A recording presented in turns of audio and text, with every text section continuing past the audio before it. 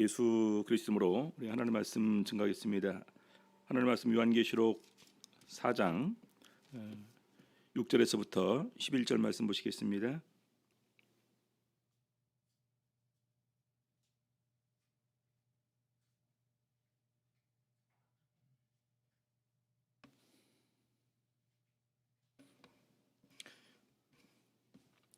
요한계시록 4장 6절에서부터 11절 말씀.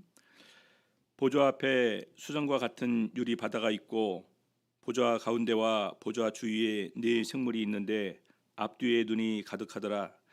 그 첫째 생물은 사자 같고 그 둘째 생물은 송아지 같고 그 넷째 생물은 얼굴이 사람 같고 그 넷째 생물은 날아가는 독수리 같은데 네 생물이 각각 6날개가 있고 그 안과 주위에 눈이 가득하더라. 그들이 밤낮 쉬지 않고 이르기를 거룩하다 거룩하다 거룩하다 주 하나님 곧 전능하신 이여 전에도 계셨고 이제도 계시고 장차 오실 자라 하고 그 생물들이 영광과 존귀와 감사를 보좌에 앉으사 세세토록 사시는 이에게 돌릴 때에 24 장로들이 보좌에 앉으신 이 앞에 엎드려 세세토록 사시는 이에게 경배하고 자기의 면류관을 보좌 앞에 던지며 가로되 우리 주 하나님이여 영광과 존귀와 능력을 받으시는 것이 합당하오니 주께서 만물을 지으신 자시라. 만물이 주의 뜻대로 있었고 또 지으심을 받았나이다 하더라. 오늘 이 시간에는 네 생물과 24 장로들이라는 제목으로 계속해서 우리 요한계시록 4장 말씀 보시면서 은혜 나누시도록 하시겠습니다.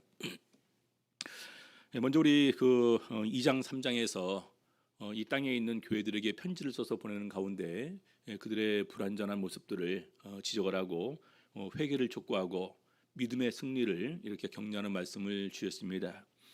그리고 이어서 이제 하늘에 있는 보좌를 보여주시고 또 보좌를 중심으로 해서 네 생물 그다음에 24 장로들이 있는 모습을 보여주고 있습니다. 땅에 있는 7교회와 대조해서 보게 될 때 바로 이것은 우리 완전한 정말로 흠이 없는 이 거룩한 영광스러운 이 하늘의 성소와 보좌와 그의 그 사역자들이다 이렇게 얘기할 수 있습니다.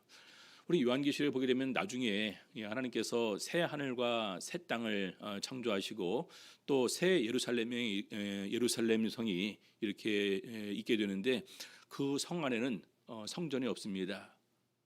성전이 없는 이유는 바로 하나님과 어린 양이 친히 성전이 되시기 때문입니다.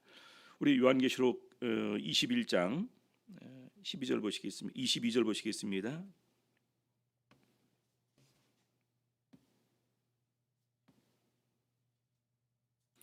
요한계시록 21장 22절 성 안에 성전을 내가 보지 못하였으니 이는 주 하나님 곧 전능하신 이와 및 어린 양이 그 성전이심이라. 성 안에 성전을 보지 못했다. 성전이 없다라는 얘기겠죠. 이유가 무엇입니까? 하나님과 어린 양이 친히 성전이 되시기 때문이다. 이렇게 말씀을 하고 있습니다. 그래서 우리 보좌 주위에 바로 이제 그 하나님과 어린 양이 앉아 있는데 그 자체가 곧 성전이 되고 보좌를 중심으로 해서 네 생물과 24 장로들이 먼저 있는 모습을 오늘 4장에서 우리들에게 설명을 하고 있는 것입니다. 자, 그래서 계속해서 먼저 우리 요한계시록 4장 6절 보게 되면은요, 보좌 앞에 수정과 같은 유리 바다가 있고 보좌 앞에 수정과 같은 유리 바다가 있고 유리 바다 두 가지 의미가 있겠죠. 하나는 굉장히 투명한 다 보이는 이런 부분을 의미하는 것입니다. 우리 보좌 위에서 그러면 어떻게 될까요? 다 내려다 보이겠죠. 그렇죠? 그래서 투명한 유리바다가 있고 수정 같은 유리바다가 있습니다. 그래서 이것은 영적으로 아주 맑고 투명한 것을 의미하는 가운데에서 우리들의 모든 것을 다 하나님께서 살펴보고 계신다. 지켜보고 계신다. 이렇게 우리가 이해할 수 있는 부분입니다.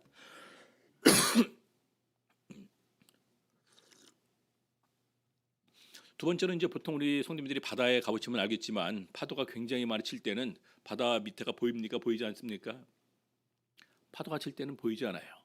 정말로 잔잔하고 아주 그냥 거의 이렇게 이제 평안한 이런 가운데 있게 될 때 맑은 바다, 바닥이 이렇게 보이는 것입니다. 그래서 두 번째 의미는 바다인데 유리바다처럼 그렇게 평온하고 고요하다라는 부분을 이렇게 보게 되면서 바로 하나님 앞에 있는 모든 것이 풍랑이나 흉흉함이 없이 이렇게 평안하고 안정되어 있음을 의미하는 것입니다. 그래서 바로 우리 요한계시록에서 7교회를 지적을 하는 가운데서 그 교회들의 많은 모습을 지적을 했는데 예수님께서 그것을 다 보고 안다라고 말씀하신 것처럼 바로 이 투명한 유리바다는 그러한 의미가 있습니다. 그리고 또 하나는 하나님께서 우리 교회가 정말로 주 안에서 안정, 평안을 누리기를 원하시고 계신다라는 것입니다. 그래서 우리 요한복음 16장 33절에 보게 되면은 예수님께서 14, 15, 16장을 쭉 얘기하시는 가운데서 마지막 결론 부분이 이 33절 이 부분입니다. 그래서 이것을 너희에게 이름은 너희로 내 안에서 평안을 누리게 하려 함이라. 세상에서는 너희가 환난을 당하나 담대하라. 내가 세상을 이겨노라 하시니라. 우리 성도님들 이렇게 교회가 주 안에서 평안을 누리기를 원하시는 것이 우리 하나님의 뜻입니다. 근데 유리 바다를 통해서 본 우리 교회들의 모습이 보이게 될 텐데 우리 교회가 정말로 하나님 앞에 다 드러내고 감추인 가운데 것이 하나도 없는 가운데에서 주 안에서 부끄러움이 없이 또 부족함이 없이 점과 흠과 허물이 없는 가운데에서 온전히 평강 가운데서 평안한 가운데에서 나타나기를 바라시는 우리 하나님의 뜻이 여기 이렇게 있는 것입니다. 우리 사도행전 9장에도 보게 되면요, 교회가 평안하여 든든히 서가고 하나님을 경외함과 성령의 이르로 수가 더 많아지니라. 교회 성장의 조건에서도 이렇게 평안을 얘기한 것을 우리가 알고 있습니다. 그래서 바로 이 유리바다의 의미는 바로 두 가지의 의미가 있다. 정말 이 모든 것이 다 하나님께 다 드러내는 가운데에서 또 하나는 진정한 평안을 누리는 것이 여기에 이렇게 있는 것입니다. 로마서 14장 12절 보시겠습니다.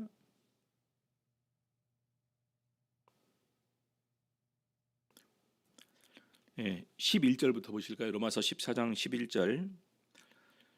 기록되었으되 주께서 가라사대 내가 살았노니 모든 무릎이 내게 꿇을 것이요 모든 혀가 하나님께 자백하리라 했느니라. 이러므로 우리 각인이 자기 일을 하나님께 직구하리라. 모든 무릎이 내게 무릎을 꿇을 것이고 모든 혀가 하나님께 자백하리라. 마치 이제 유리바다처럼 내가 이런 것을 갖다가 변명이나 합리화나 감추는 것이 없이 다 자기 스스로가 하나님 앞에서 자기의 모든 것을 직접 구하게 될 것을 우리 사도 바울은 이렇게 얘기를 하고 있습니다. 고린도전서 4장 5절 보시겠습니다.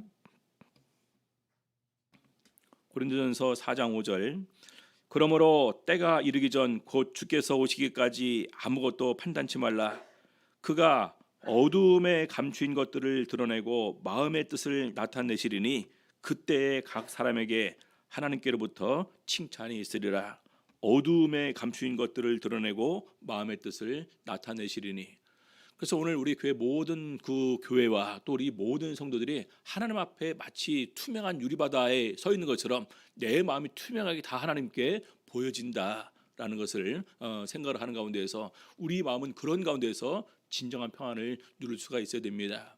우리 어린아이들이 정말로 아무것도 잘못 없는 가운데서 천진난만하게 흠없이 우리 부모님과 이렇게 같이 함께 즐기는 것이 얼마나 아름다운 모습입니까? 그래서 오늘 우리 교회가 바로 이 그런 모습으로 하나님께 나갈 수 있도록 해야 될 것을 이렇게 의미하고 있습니다. 자, 그리고 두 번째로 보니까요, 계속해서 4장 6절에 보니까 보좌 가운데와 보좌 주위에 네 생물이 있는데 이렇게 얘기를 하고 있습니다. 보좌 가운데와 보좌 주위에 네 생물이 있는데, 또 우리 성도님들 한번 생각해 보시기 바랍니다. 보좌 주위에는 네 생물이 있습니다. 근데 네 생물 다음엔 누가 있습니까? 24장로들이 있습니다. 그렇죠? 그럼 24장로 다음엔 누가 있습니까? 인맞은 14만 4천이 있습니다. 14만 4천 다음에는 누가 있습니까? 흰 옷 입은 셀 수 없는 큰 무리가 있다라고 이렇게 얘기를 했습니다. 그럼 보좌 주위에 서 있는 존재들이 대체로 누구예요? 천사들 내지는 하나님의 성도들이다라는 것입니다. 다른 하나님 말로 또 이렇게 하나님의 사자다 이렇게 얘기를 하겠죠. 그럼 이 네 생물은 뭘 의미하는 걸까요? 영적으로는 보좌를 중심으로 있는 가장 가까운 우리 하나님의 사자, 하나님의 부리시는 사역자 이렇게 얘기할 수가 있습니다. 그래서 그 네 생물의 특징을 이렇게 얘기하는 것은 바로 하나님 앞에 가장 가까이 가면 가까이 갈수록 가장 가까이로부터 하나님께로부터 쓰임 받고 인정받은 네 생물은 어떠한 이런 존재들인가, 어떤 모습으로 그들의 사역을 표현하고 있는가 이렇게 이해할 수가 있는 것입니다. 그래서 이 보좌에 가까우면 가까울수록 더욱더 완전하고 성결하고 온전한 이 하나님의 사역자들이다 이렇게 이해할 수 있습니다. 자, 그다음에 보니까요 4장 6절의 후반부에 보니까 앞뒤에 눈이 가득하더라. 네 생물의 가장 중요한 특징 중에 하나가 뭐냐면요 앞뒤에 눈이 가득하다라는 것입니다. 이 눈은 어떤 역할을 합니까? 보는 거예요. 살핍니다. 가장 중요한 것은 뭘 할까요? 하나님께서 명하시는 대로 이런 모든 것을 다 살피는 존재라는 것입니다. 24장로에는 네 눈이 가득하다라는 것은 없어요. 그렇죠? 근데 이 네 생물은 앞뒤로 눈이 가득하더라. 자기를 살필 뿐만 아니라 심지어는 하나님의 모든 성도들을 다 살피는 존재들이다. 이렇게 이해를 할 수가 있을 것입니다. 그래서 자신을 살피고 성도를 살피는 눈인데 이 눈이 밝아야 됩니다. 우리 참고로 누가복음 11장 34절 보시겠습니다. 누가복음 11장 34절 네 몸의 등불은 눈이라. 네 눈이 성하면 온 몸이 밝을 것이요 만일 나쁘면 네 몸도 어두우리라. 이것은 이 눈은 개인적으로 누구를 먼저 살펴야 되냐면 자기 자신을 먼저 살펴야 된다는 것입니다. 내 눈이 밝으면 내 몸이 밝습니다. 다시 말해서 내 눈이 무엇을 바라보느냐에 따라서 내 욕심 내 마음으로 내 눈이 어디를 향하느냐에 따라서 내 몸 전체가 깨끗해질 수도 있고 내 몸이 더러워질 수도 있는 것입니다. 그래서 가장 기본적으로는 자기 몸을 살필 수 있는 영적인 눈이 떠 있어야 될 것이고요. 그 다음에 누가복음 24장 31절에 보니까 저희 눈이 밝아져 그인 줄 알아보더니 예수는 저희에게 보이지 아니하시는지라. 엠마오로 가는 두 제자랑 예수님과 동행하는 가운데에서 계속해서 예수님께서 쭉 설명을 해줬습니다. 근데 그때까지 몰랐어요. 근데 마지막 때에 그들의 영적인 눈이 띄어짐을 통해서 예수 그리스도를 알게 되었다라는 얘기겠죠. 그래서 영적인 눈이 띄어짐을 통해서 하나님의 진리의 말씀을 깨닫고 또 그 진리의 말씀으로 더욱더 우리 성도들을 살필 수 있는 눈이 그들에게는 있어야 되는 것입니다. 우리 성도님들 하나님 앞에 나가 가장 가까이 가는 존재는 자기만 깨끗해서 자기만 거룩해서 자기만 영광스러워서 가는 것이 아니라 자기뿐만 아니라 주변의 모든 것을 다 세세하게 살필 수 있는 그런 눈을 가질 수 있는 이런 거룩한 성도여야 된다 이렇게 이해할 수 있습니다. 자, 두 번째 계속해서 그 네 생물을 이렇게 언급을 하고 있는데요. 네 생물의 다른 모양을 얘기를 합니다. 자, 그 첫째 생물은 사자 같고 사자라는 말입니까? 사자 같다라는 말입니까? 사자 같다라는 거예요. 사자는 뭘 의미합니까? 우리 백수의 모든 그 짐승의 왕으로 우리가 이렇게 표현합니다. 용감합니다. 두려움이 없습니다. 그래서 바로 우리 믿음의 적극적인 이 사자 같은 그런 믿음으로 우리 더욱더 하나님께서 명하시는 이런 사역을 완성하게 될 때에 뒤로 물러남이 없이 두려움이 없이 주저함이 없이 오직 주님께 순종하면서 나가는 것을 의미하는 것입니다. 자, 그다음에 4장 7절 두 번째 보니까 그 둘째 생물은 송아지 같고 송아지는 보통 이제 소를 얘기하는데 그냥 여기서 송아지로 이렇게 표현했습니다. 소는 우직합니다.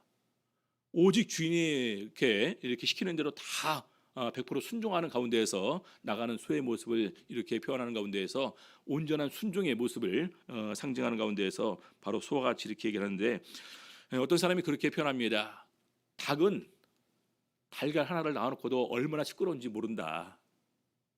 마치 모든 사람이 알아주기를 바라는 가운데에서 근데 소는 닭의 몇백 배의 일을 하면서도 소는 묵묵히 자기 일을 하면서 한 번도 그런 부분에서 원망과 불평이 없고 그걸 갖다가 자신을 드러내지 않는다 이렇게 얘기를 합니다. 그래서 소와 같은 우직한 충성스러운 종을 이렇게 묘사를 하고 있습니다.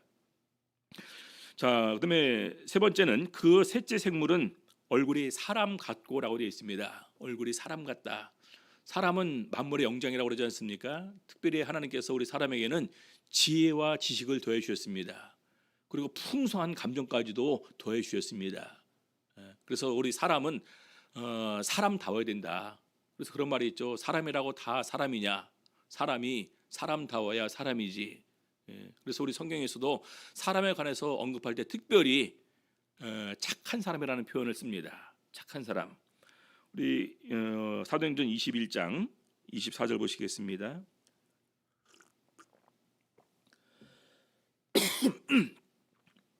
사도행전 21장 24절.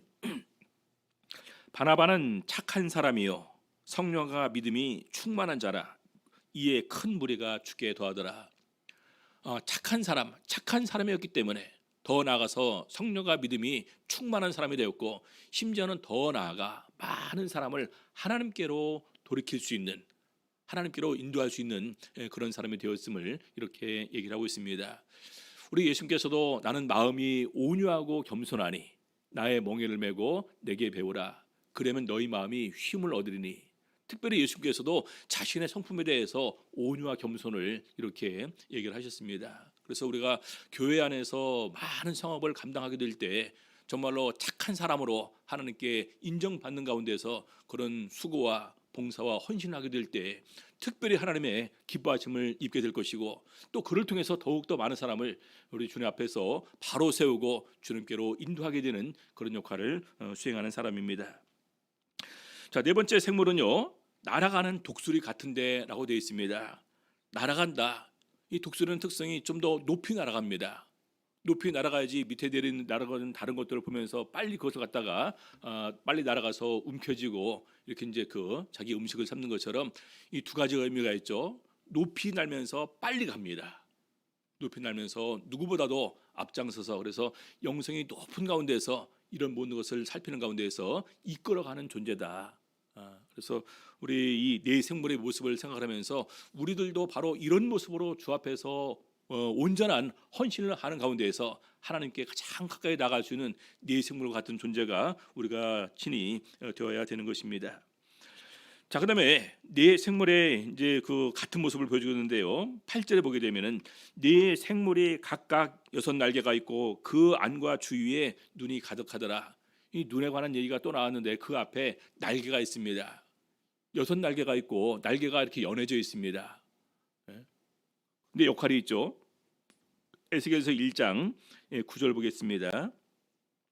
날개는 다 서로 연하였으며 행할 때에 돌이키지 아니하고 일제히 앞으로 곧게 행하며. 우리 성도님들, 날개가 있다는 것은 굉장히 빠르고 신속한다는 것을 의미합니다. 어느 한 곳으로 우리가 가기로 결정이 되었습니다. 그러면 지체하지 않고 주저하지 않고 일제히 앞으로 곧게 행하는데 그 날개가 사용이 된다라는 것입니다. 자, 요한계시록 1장 또 11절 보시게 되면은요, 그 날개를 들어 펴서 각기 둘씩 서로 연하였고 또 둘은 몸을 가리웠으며. 날개를 펴서 둘씩 서로 이렇게 붙어 있고 두 날개는 몸을 가리웠고, 그리고 또 신속하게 날아가는 쪽으로 이렇게 활용을 합니다. 몸을 가리웠다는 것은 뭡니까?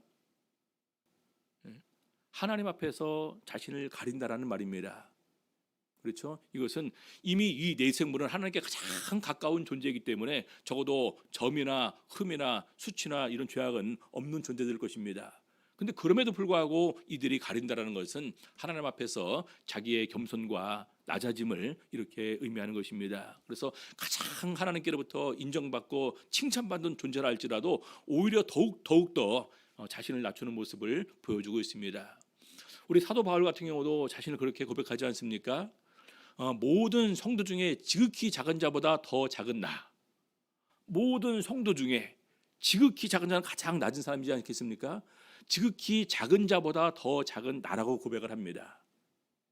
그리고 또한 사도라 칭함을 받기에 감당치 못할 자다. 사도지만 직접적으로 부르심을 받아서 사도가 되었으니까 얼마나 자부심이 크겠습니까? 근데 사실은 사도라 칭함을 받기에 감당치 못할 자다. 또 그 다음에 뭐라고 고백합니까? 내가 죄인 중에 괴순이라 이렇게 고백을 합니다. 그래서 하나님께 가까이 다가가면 다가갈수록 하나님께 더욱더 크게 쓰임받는 사람이면 사람일수록 더욱더 겸손함과 온유함으로 하나님을 섬기는 존재인데, 바로 네 생물이 그렇게 행함을 먼저 이렇게 설명을 하고 있는 것입니다. 자, 그다음에 계속해서 4장 8절 보게 되면은요, 네 생물에 하는 일이 있습니다. 4장 8절, 그들이 밤낮 쉬지 않고 이르기를 거룩하다 거룩하다 거룩하다, 이렇게 하나님께 찬양과 영광을 돌린다라는 것입니다. 우리 성님들, 네 생물이 얼마나 바쁠까요? 그렇죠? 네 생물의 그런 모습처럼 다 하나님께 사역을 감당하고 있고, 거기다가 날개로 날아가면서 신속하게 하나님의 뜻대로 행해야 되고, 더 나아가 눈으로 다 살펴야 됩니다. 근데 그럼에도 불구하고 항상 보좌 앞에 있을 때는 밤낮 쉬지 않고 하나님께 거룩하다 거룩하다 거룩하다 찬양을 올리고 있는 존재라는 것입니다. 항상 찬양과 감사를 잊지 않고 하나님께 그 영광을 돌린다라는 얘기겠죠. 우리 부록 1장 찬송가도 그렇게 표현되지 않습니까? 거룩 거룩 거룩. 모든 찬송가의 거의 첫 번째 1장은 다 이렇게 시작됩니다. 거룩 거룩 거룩이로요. 어디에서 나온 것일까요? 바로 이 네 생물이 부르는 찬양, 이 거룩 거룩 거룩을 우리가 주제로 해서 그렇게 찬양 가사를 지은 것입니다. 그래서 오늘 우리가 항상 하나님께 영광과 감사를 돌리는데, 우리들도 역시 마찬가지입니다. 우리들도 거룩 거룩 거룩, 이 거룩하신 하나님을 항상 끊임없이 찬양하는 이런 모습으로 우리들도 나가야 된다는 것입니다. 이사야 43장 21절 보시겠습니다.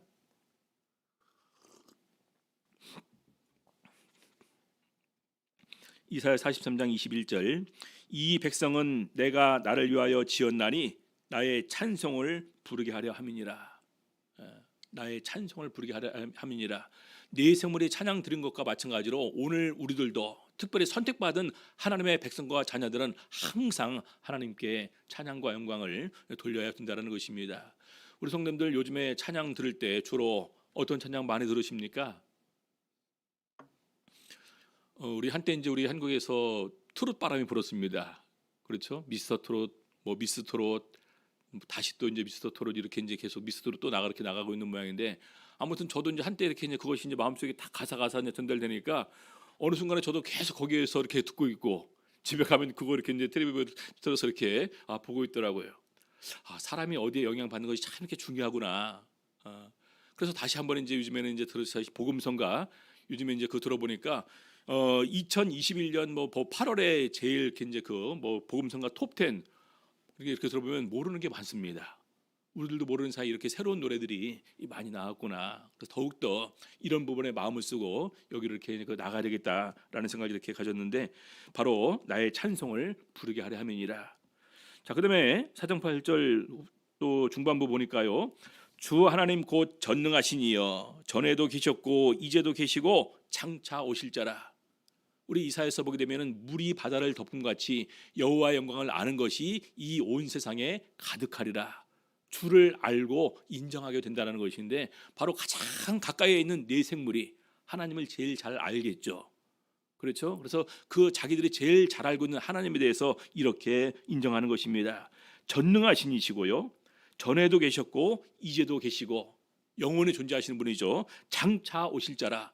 나중에 다시 오실 자로 네 생물이 하나님께 이렇게 영광을 돌리면서 이렇게 인정하는, 그래서 그것은 우리가 지식적으로도 하나님을 인정하고 깨닫고 고백하는 부분입니다.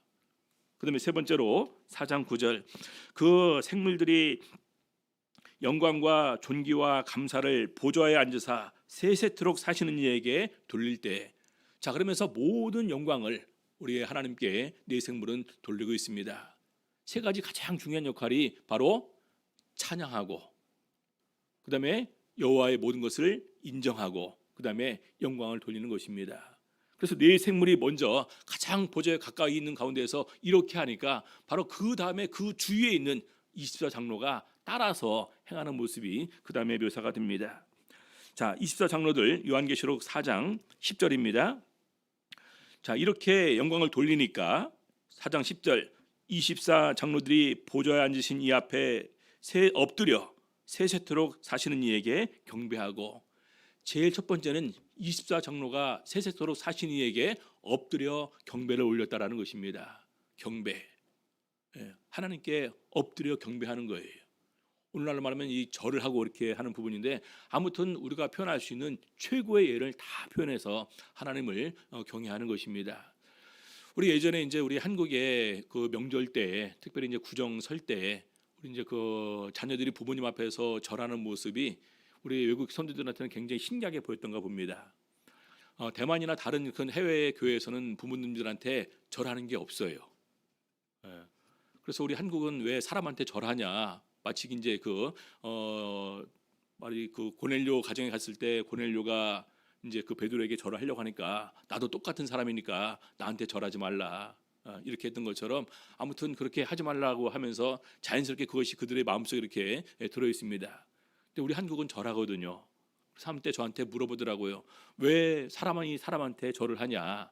그래서 제가 이제 그때 얘기를 했습니다. 이것은 자녀로서 부모에게 들을 수 있는 최고의 예를 우리가 표현한 거지, 이것이 막 부모를 섬기거나 우상처럼 신처럼 섬기거나 그런 의미는 아니다. 이렇게 설명을 드렸던 기억이 있습니다. 그래서 마찬가지로 이것은 최고의 예를 다해서 엎드려서 하나님께 경배를 하는 것입니다. 자, 두 번째는요. 10절 자기의 면류관을 보좌 앞에 던지며 가로되. 자기의 면류관을 보좌 앞에 훅 던졌다라는 말일까요? 그게 아니겠죠. 자기의 면류관을 벗어서 보좌 앞에 이렇게 놓았다라는 의미로 우리가 이해할 수 있을 것입니다. 자, 이 면류관을 누가 씌워준 걸까요? 24 장로들에게 면류관을 씌워주시는 분은 바로 예수님이십니다. 하나님이십니다. 그래서 그들에게 이미 칭찬과 존귀와 영광을 주신 거예요. 그만큼 하나님께로부터 그들의 사역에 대해서 인정받고 칭찬과 영광과 존귀를 받고 예수님께로부터 면류관까지 씌움을 받은 존재들입니다. 근데 그들이 기꺼이 면류관을 벗어서 보좌 앞에 내려놓습니다. 이것은 무엇입니까? 이 면류관을 받으시기에 합당하신 분은 주님밖에 없습니다 하면서 오히려 영광을 주님 앞에 돌린다는 의미가 있습니다. 그다음에 계시록 4장 11절 우리 주 하나님이여 영광과 존귀와 능력을 받으시는 것이 합당하오니. 24장로도 분명히 하는 부분이 있죠. 하나님을 인정하고 있습니다. 더 나아가 예수 그리스도와 어린 양의 이런 그 사역을 인정하고 있습니다. 그러면서 주께서 만물을 지으신지라 만물이 주의 뜻대로 있었고 또 지으심을 받았나이다. 우리 영광을 돌림이 이제 면류관을 보좌 앞에 던지면서 영광을 돌림이고 4장 11절이 바로 주님을 온전히 알고 인정하는 부분. 우리 24장로와 또 이제 그 예대 생물의 같은 부분을 우리가 볼 수가 있겠죠. 그래서 24장로도 네 생물을 따라서 경외하고 그다음에 경외는 뭐 찬양과 또 이제 그런 부분이 같이 포함되어 있겠죠. 경외하고 영광을 돌리고 인정하는 이런 부분을 함께 이렇게 보여주고 있습니다. 그래서 여기 보니까 네 생물의 모든 행동이 24장로들에게 영향을 끼치는 것을 볼 수가 있고 영적으로는 네 생물이 24장로보다 더 높은 영광을 누리고 있다라는 것을 알 수가 있습니다. 그래서 우리 교회 안에서 진정으로 이런 네 생물과 같은 분들이 나오셔야 되고 그다음에 따라서 24장로들이 함께 본받아서 사역을 수행하는 이런 모습으로 우리 교회들이 나갈 수가 있어야 될 것을 말하고 있습니다. 우리 모두가 사실은 네 생물입니다. 많은 사람들이 얘기를 하게 될 때 우리 이제 그 목자나 장로나 집사나 임원들만 네 생물이 될 수가 있는 것이 아니라 정말 우리가 진심으로 주님의 은혜를 깨닫고 거기에 감사하면서 진심으로 영광을 돌리는 이런 모습으로 삶을 살고자 하게 될 때 우리 중 많은 사람이 사실은 네 생물과 같은 존재로 하나님께 인정받을 수가 있게 되는 것입니다. 그래서 생각해 볼 것은 누가 사자와 같이 교회에서 헌신할 것인가? 누가 소와 같이 교회에서 헌신할 것인가? 누가 사람과 같이 교회에서 헌신할 것인가? 누가 더 나아가서 독수리와 같이 헌신하는 모습을 보여줄 것인가? 아니면 더 나아가서 이런 그 사자, 소, 사람과 독수리 같은 이런 모든 모습을 함께 다 우리가 영성이 자라서 함께 공유하고 있는 가운데에서 바로 하나님께로부터 이런 인정을 받아서 우리 모든 성도들에게 선한 영향력을 끼치게 될 때 그 교회가 온전히 더욱더 완전하게 하나님 앞에 바로 설 수가 있는 것입니다. 네 생물이 찬양을 드리기 시작했을 때 바로 하는 모습은 네 생물이 찬양 드릴 때 그 순간 바로 24장로가 무릎을 꿇고 경배하고 찬양하고 영광을 돌리는 모습으로 이렇게 나왔다라는 것입니다. 그래서 이것은 정말로 주 앞에서 서로 본을 보이면서 영적으로 성장하는 모습은 아름다운 모습이다 이렇게 얘기할 수 있습니다. 보좌에서 가장 가까운 곳에 있는 것이 네 생물, 그 다음에 24장로, 14만 4천, 천군 천사, 흰 옷 입은 큰 무리 이런 것을 보게 될 때 우리 사도 바울이 얘기했던 것처럼 해와 달과 별의 영광이 다르다. 해의 영광이 다르고 별의 영광이 다르고 달의 영광이 다르고 별과 별의 영광이 다르다라고 했던 모습을 우리가 이렇게 말씀을 기억을 합니다. 그래서 더욱더 큰 영광을 우리가 누릴 수가 있게 되는데 우리 모든 성도들이 정말로 다시 한번 영적인 눈을 뜨고서 하늘을 바라보는 가운데 하늘을 소망하는 가운데에서 이런 모습으로 우리 하나님 앞에 살아갈 수 있는 이런 성도님들 다 되시기를 우리 주 예수 이름으로 바랍니다. 찬양 46장 찬양하시겠습니다.